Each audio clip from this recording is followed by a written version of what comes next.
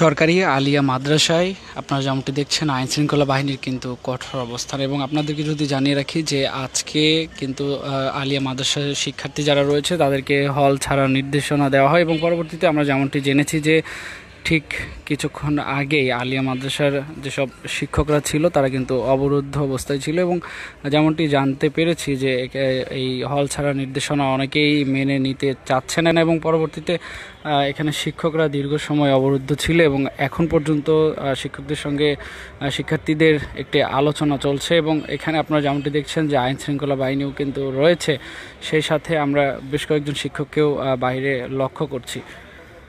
আপনাদেরকে যদি জানিয়ে রাখি যে আলিয়া মাদ্রাসার যে ঝুঁকিপূর্ণ ভবনগুলো রয়েছে ভূমিকম্পের কারণে সেগুলো যে কোনো সময় ক্ষতিগ্রস্ত হতে পারে বলে সে মাদ্রাসা কর্তৃপক্ষ শিক্ষার্থীদের হল ছাড়া নির্দেশনা দিয়েছিল। এবং পরবর্তীতে অনেক শিক্ষার্থী কিন্তু সেটি মেনে নিতে রাজি হচ্ছে না। এবং পরবর্তীতে আমরা যেমনটি শুনেছি যে ঠিক কিছুক্ষণ আগেই দীর্ঘ সময় শিক্ষকরা অবরুদ্ধ অবস্থায় ছিল এবং পরবর্তীতে একটি আলোচনার মাধ্যমে আমরা দেখেছি যে তা এখন পর্যন্ত সেই মিটিং চলমান রয়েছে এবং বাইরে কিন্তু আইনশৃঙ্খলা বাহিনীর অবস্থান আমরা লক্ষ্য করছি।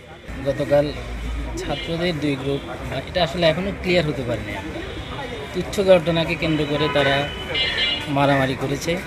তো এখন আশঙ্কা হচ্ছে এটা আরও বিস্তৃতি ঘটতে পারে, আরও বড় ধরনের হামলা বা মারামারি হতে পারে। আপনারা অবরুদ্ধ ছিলেন এই বিষয়ে আমরা শুনেছি, এটা কি আসলে একটি নোটিশকে কেন্দ্র করে জন্য কর্তৃপক্ষ সিদ্ধান্ত নিল মাদ্রাসা আগামী 4 তারিখ পর্যন্ত বন্ধ থাকবে। কতক্ষণ অবরুদ্ধ ছিলেন আপনারা? আমরা যখন এই নোটিশটা জানাতে যাই তখন তারা ক্ষুব্ধ হয়ে গেটটা বন্ধ করে দিয়ে তারা দাবি করে যে প্রিন্সিপাল স্যার আসতে হবে, এসে আমাদেরকে বলতে হবে, না আপনারা যাইতে পারবেন। তো আমরা অবরুদ্ধ ছিলাম। পরে তাদের কিছু প্রতিনিধি আসছে, এই 2 ঘন্টা যাবৎ আমরা অবরুদ্ধ ছিলাম। তারপরে তারা আমাদেরকে বের হওয়ার সুযোগ দেয় আর কি।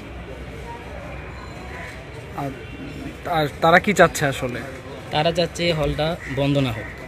তারা বলছে কোনো ধরনের বিশৃঙ্খলা হবে না, কিন্তু কর্তৃপক্ষ আশঙ্কা করছে বড় ধরনের ঝামেলা হতে পারে। মিটিং যেহেতু আপনারা করেছেন, আর সেই মিটিংয়ে আসলে কি সিদ্ধান্ত হলো আমরা এই সিদ্ধান্তের উপর অনার যে মাদ্রাসা বন্ধ হবেই, 4 তারিখ পর্যন্ত বন্ধ থাকবে এবং হলটা খালি করতে হবে।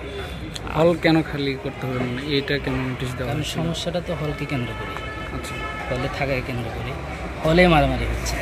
এবং ভয়ঙ্কর ঘটনা হলো কালকে যারা মারামারি করেছে বেশিরভাগই ছিল বহিরাগত। তো বহিরাগত এনে আবার যে হামলা করবে না, মারামারি হবে না, তো নিশ্চয়তা দেওয়া যাচ্ছে না। এই জন্য সিদ্ধান্ত অটল, এই যে হলটা খালি করতে হবে, ফোর্স আসছে হলটা খালি করবে। আচ্ছা, যাদের পরীক্ষা আছে সেই ক্ষেত্রে আপনারা পরীক্ষা আছে তাদেরটা বিবেচনা করে হল সুপার সাথে কথা বলে তারা তাদের একটা থাকার ব্যবস্থা করবে।